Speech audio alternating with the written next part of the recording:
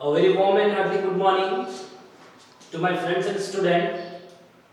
I heartily welcome you to the RK Academy official YouTube channel. And today's our topic is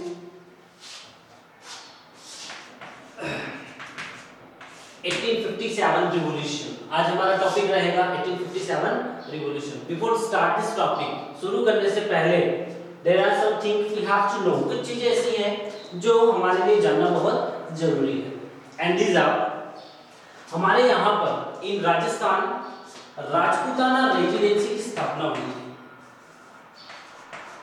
Rajputana residency की स्थापना हुई थी 1932 में.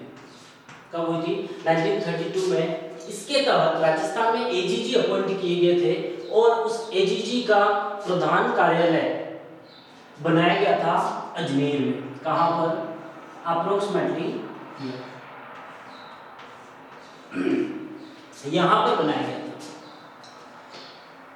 इससे पहले हमें कुछ बातें जाननी जरूरी है. एजीजी ने अपने हर सेक्टर में, हर एरिया में ये छोड़ रखे थे पॉलिटिकल एजेंट. सो हम जान लेते हैं कि हर पार्ट, हर एरिया का पॉलिटिकल एजेंट कौन था. यहाँ जयपुर का पॉलिटिकल एजेंट था ईडन. कोटा का पॉलिटिकल एजेंट था बर्टन. यहाँ मेवाड़ की बात करें, मेवाड़ का पॉलिटिकल एजेंट था सावर्स. और यहाँ मारवाड़ एरिया के पॉलिटिकल एजेंट की बात करें तो मेघदूत. कौन था? मेघदूत. अब इनके राजाओं की भी हम बात कर लेते हैं. जयपुर का राजा था उस time Ram Singh second. Kota Singh Ram Singh second. Udaipur Mewar सावर्स स्वरूप सिंह. कौन था? स्वरूप सिंह. यहां मेवाड़ का भी मेघमोशन तख्त सिंह. एक और नाम हम याद कर लेते हैं, उनाट सिंह. ये आगे लड़ने जाएगा, इसीलिए इसका नाम जरूरी है, उनाट सिंह. 1932 में राजस्थान में राजपूताना रेजिडेंसी की स्थापना हुई. इसके तहत राजस्थान में एजीजी अपॉइंट किए गए. एजीजी ने अपना कार्यालय, प्रधान कार्यालय यहाँ पर बनाया था अजमेर में. अंग्रेजों को गर्मी ज्यादा लगती थी, इसलिए उन्होंने 6 महीने यहाँ रहते थे सर्दियों में, और गर्मियों में यहाँ पर आ जाते थे आबू में. यहाँ पर आबू में आ जाते थे. जब देश में क्रांति भड़की, जब देश में रिवॉल्यूशन स्टार्ट हुआ, वो डेट थी 10 मई 1857. कहां से स्टार्ट हुई? इंडिया में मेरठ. कहां पर? मेरठ. इसकी खबर उस टाइम, दो बातें और जाननी जरूरी है. उस टाइम हमारा एजीजी था जॉर्ज पैट्रिक लॉरेंस. कौन था? George Patrick Lawrence.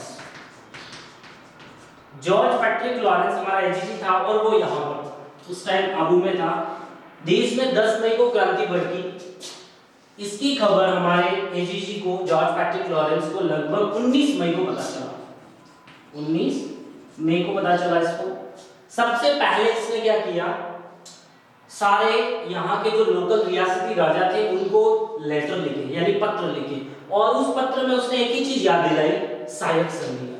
लगभग सहायक संधियां 1870 से लेकर 1823 तक कंप्लीट हो गई थी. सबसे पहले सहायक संधि करने वाली रियासत थी करौली,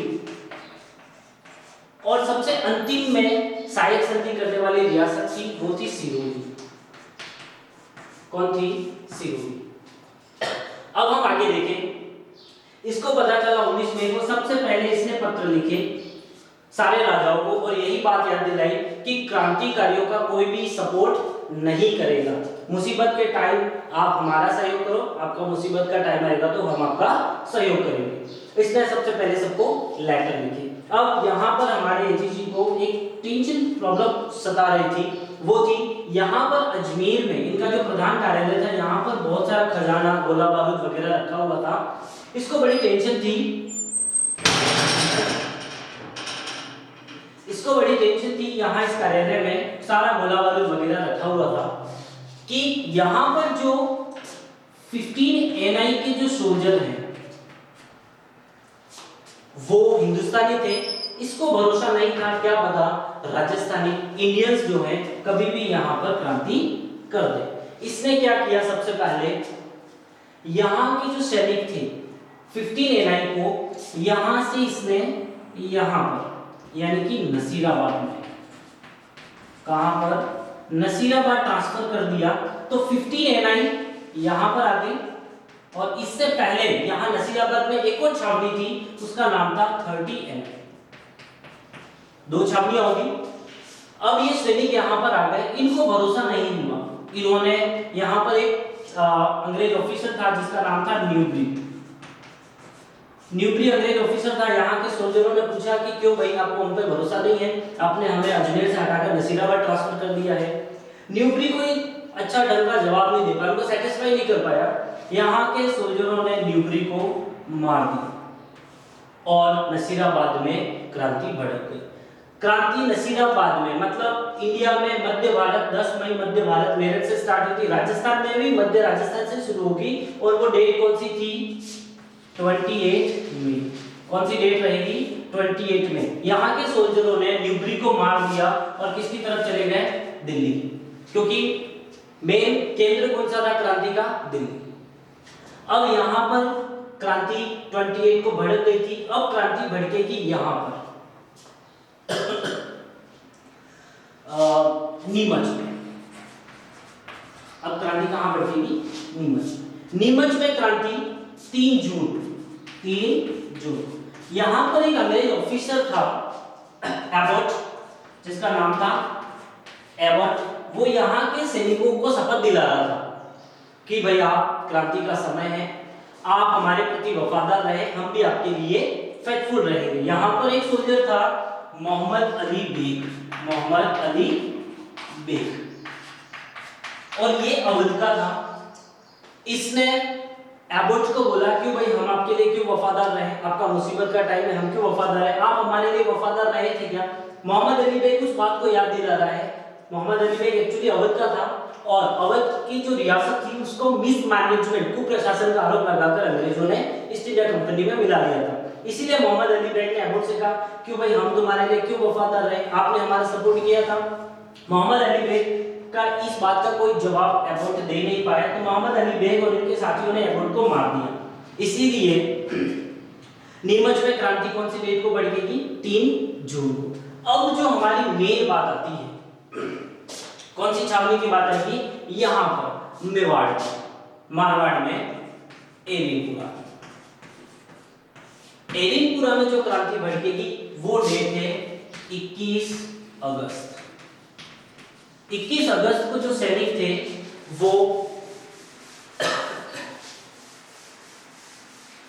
यहां से उपद्रव करके मारवाड़ से, एरिनपुरा लगभग उस टाइम पाली में पड़ता था पर वो मारवाड़ का ही एक पार्ट था। यहां से सैनिक उपद्रव करके यहां पाली की तरफ भागे। पाली में एक जगह है आउवा, पाली में एक जगह है आउवा। आउवा के उस टाइम ठाकुर थे, ठाकुर कुशाल सिंह। कुशाल सिंह ने इन सैनिकों को शरण दे दी। अब यहाँ मारवाड़ का जो पॉलिटिकल एजेंट था मैकमोहन ने यहाँ के देसी राजा तखत सिंह को बोला कि भाई तुम्हारे ठाकुर ने क्रांतिकारियों को शरण दे रखी है, आप जाओ और कुशाल सिंह के बात करो। अब यहाँ पर 2 मुख्य युद्ध होंगे और वो है, पहला है बिठोड़ा युद्ध और दूसरा है चेलावंश।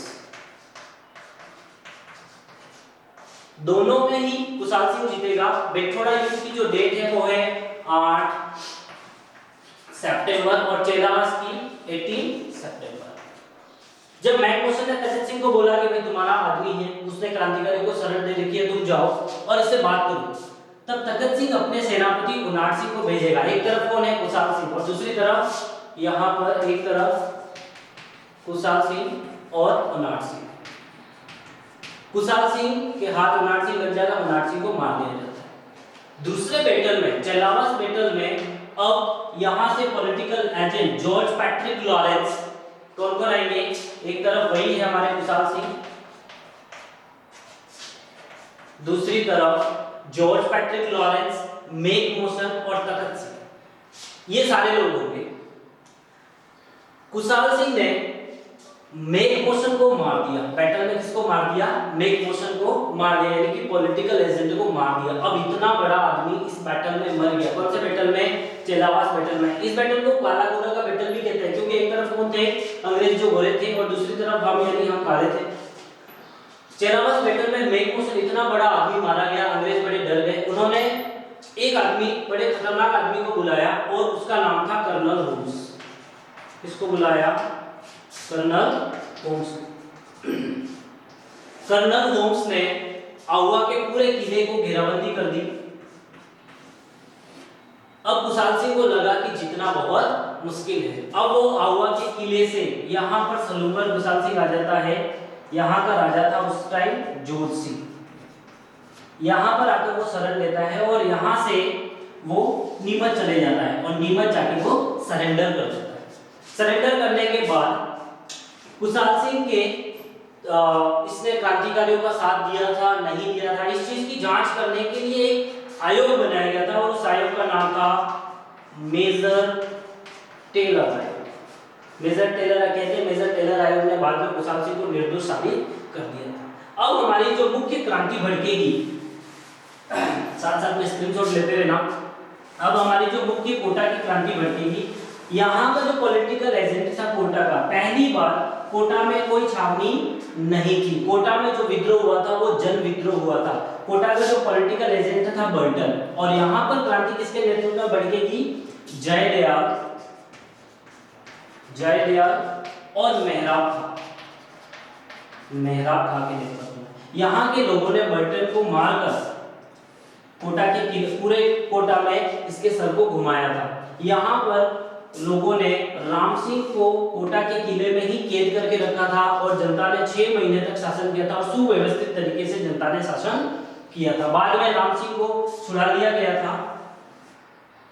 बाद में राम सिंह को 6 महीने बाद छुड़ा लिया गया था। और आगे हम बात करें, अब सिर्फ 2 रियासतें ऐसी बची थी जहां पर प्रत्यक्ष रूप से कोई विद्रोह नहीं हुआ था। पहली कौन सी? ब्यावर, और दूसरी खेरवाड़ जो उदयपुर में पड़ती। इन 2 रियासतों में कोई प्रत्यक्ष रूप से विद्रोह नहीं हुआ था। तो पहले हम फिर से देख लेते हैं। देश में क्रांति 10 मई को भड़की थी और राजस्थान में जो क्रांति भड़की थी वो नसीराबाद में 28 मई को। यहाँ पर नीमच में 3 जून को, एरिनपुरा में मारवाड़ में जो क्रांति भड़की थी उसकी डेट थी 28 अगस्त। 28 अगस्त के बाद यहाँ 2 बैटल होते हैं। बिछोड़ा का बैटल जो कि 8 सितंबर को हुआ था, और दूसरा जो बैटल है चेलावास बैटल जो 18 सितंबर को हुआ था। कोटा में जो विद्रोह हुआ था वो अप्रोक्सीमेटली अक्टूबर में हुआ था। आज के लिए बस इतना ही फ्रेंड्स। आगे वीडियो में हम अपडेट देते रहेंगे नेक्स्ट इसके बारे में जो भी डिटेल होगी। Thank you, have a nice day.